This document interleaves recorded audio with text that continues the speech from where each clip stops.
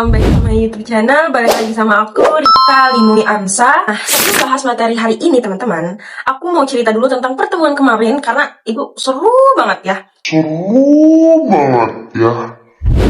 Jadi di pertemuan kemarin itu ada beberapa teman yang maju untuk menjadi speaker ya, seperti biasa.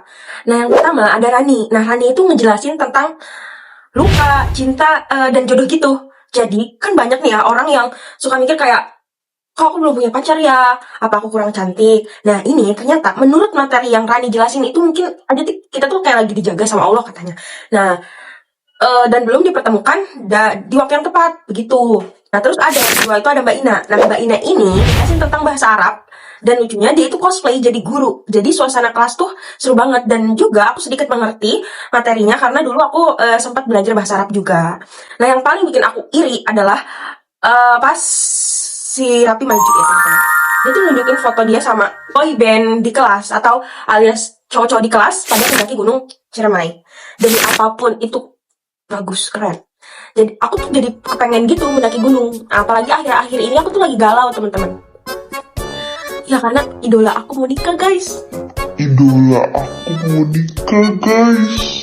Rasanya tuh kayak pengen mendaki gunung Rinjani, sumpah.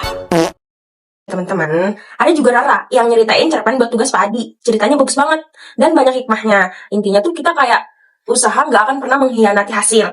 Begitu.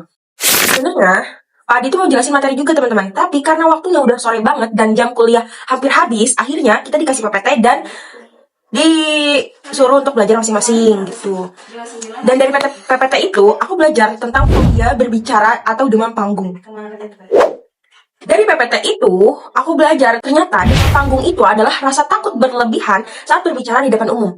Jadi bukan cuma gugup biasa, tapi bisa sampai bikin seseorang panik dan gak percaya diri saat tampil, teman-teman. Dari materi tadi juga dijelasin kalau demam panggung punya banyak ciri-ciri fisik dan emosional. Misalnya nih ya teman-teman, jantung berdebar, tangan gemetar, suara bergetar, sampai susah fokus, begitu. Dan jujur, beberapa hal itu perlu aku jujur teman-teman, beberapa hal itu perlu aku pernah salah. Dan jujur ya, beberapa hal di atas pernah aku rasain juga pas presentasi maju di depan ataupun lagi ada acara-acara kayak gitu yang harusnya aku maju ke depan gitu. Apalagi kalau majunya itu mendadak dan belum siap banget. Itu tuh kayak deg-deg gitu. Itu tuh kayak deg-deg gitu. Dan itu juga ada juga rasa takut dinilai jelek sama audiens. Nah, ini sering banget ya, kayak takut salah gitu tuh, takut lupa materi, takut salah ngomong. Jadi pikiran tuh langsung blank gitu.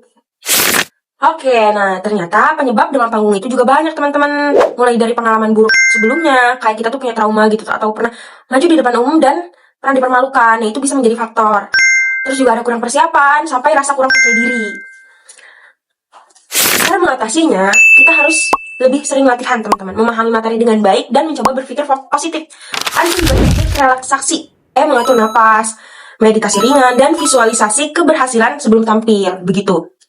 Nah, yang lucu di PPT ini juga ada tips kalau misalnya kita nggak berani lihat mata audiens, kita harus apa? Kita bisa lihat jidatnya, tahu, begitu katanya.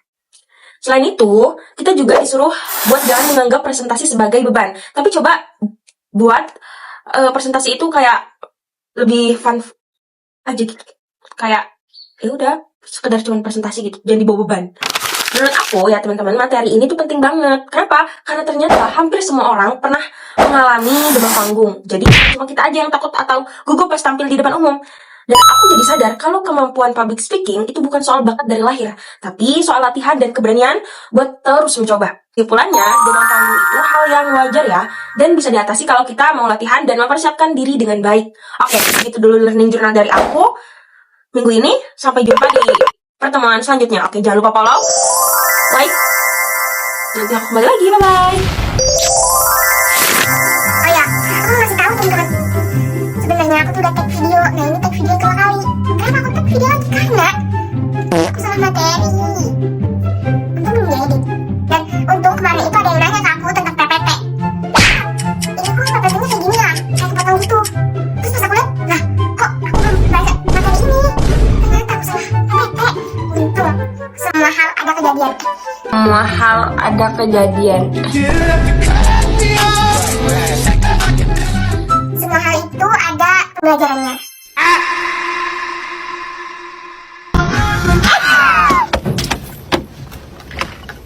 뭐하냐?